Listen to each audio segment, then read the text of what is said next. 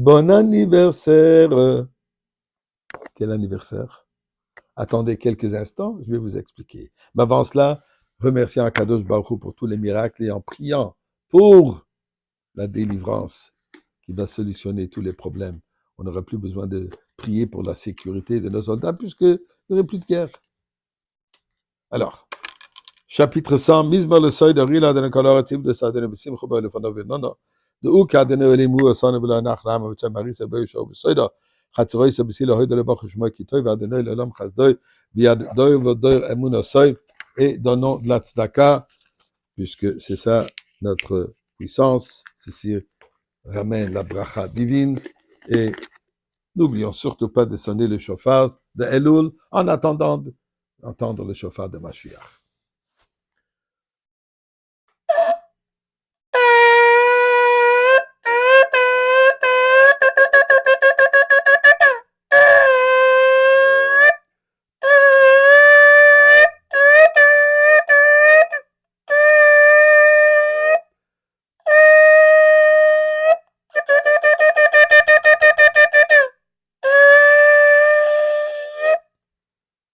Et espérons vraiment qu'on entend déjà aujourd'hui le chauffard Tkab, le chauffard Gadol de Mashiach.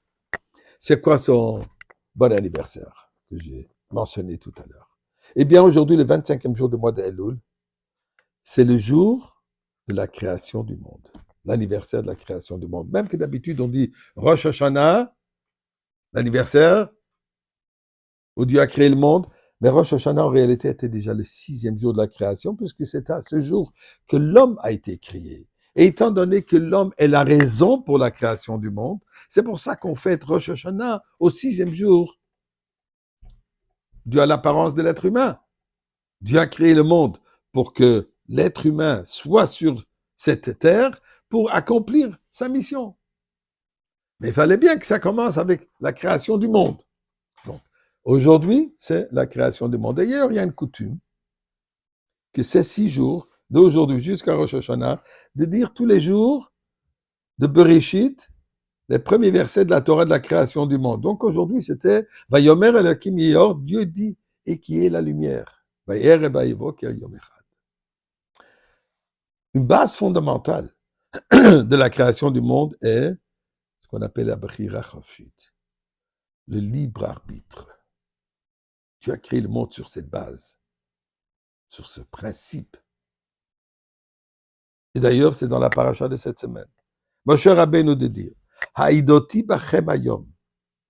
Je vous fais témoigner aujourd'hui, et Hashamayim et Haaretz, le ciel et la terre, Hachaim v'amavet, la vie et la mort. Natati lefanecha, je vous ai donné. Abracha v'aklala, la bénédiction et l'inverse, la malédiction. Et il continue, Ubocharta b'chaim, et choisit la vie. Pourquoi faire? Le mantichya ata bezarecha, afin que toi et tes enfants vous viviez. Est-ce qu'on a besoin d'être, de nous dire de choisir la vie? La vie, c'est la chose la plus naturelle. Un petit enfant, un bébé, au moment de sa naissance, il sait déjà comment se nourrir, ou plutôt se laisser nourrir. Puisque c'est la chose la plus naturelle, se nourrir pour vivre. Alors, est-ce que Dieu a besoin, Moshe Rabbeinu a besoin de nous dire, si c'est tellement clair, Shamayim va'aretz, le divin et la terre, la bénédiction et la malédiction, la vie et la mort. Quelqu'un va choisir l'inverse? Eh bien, écoutez une petite anecdote. Dans le temps du communisme, où c'était strictement interdit d'enseigner la Torah, avec peine, pour chaque élève, 5 ans de prison, 5 ans de Sibérie. Il fallait quand même étudier la Torah. Alors, ils ont développé un système très élaboré, étudié dans les cachettes, de pouvoir immédiatement faire disparaître tous les livres, et des sorties d'issues pour les élèves et aussi pour le prof. Et comme ça, ils étaient assis dans leur coin quelque part. Avant Rosh Hashanah, le Melamed, l'enseignant, discute à un niveau personnel avec les enfants, avec les étudiants. Leur niveau d'études, leur niveau de prière, le rapprochement, le raccrochement avec Akadosh Baruch Hu. Et là, ils ont senti qu'ils sont encore loin d'être ce qu'ils peuvent être. Ils ont fait un soupir. Et certains ont même eu des larmes pour ce sentiment de manque.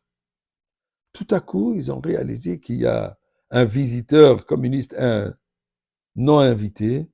Immédiatement, ils ont tous utilisé leur système. Les enfants, ils ont disparu. Le prof a disparu. Après une demi-heure, ils sont revenus.